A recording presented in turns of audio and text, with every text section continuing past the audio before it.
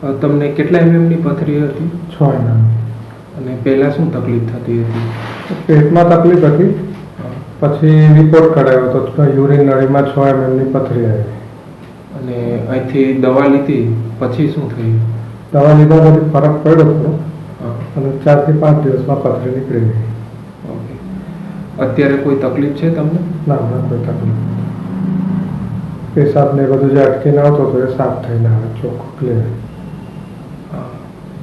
તો અત્યારે પેશાબમાં ફ્લો એકદમ નોર્મલ છે? એકદમ નોર્મલ. બીજી કોઈ તકલીફ? ના, પછી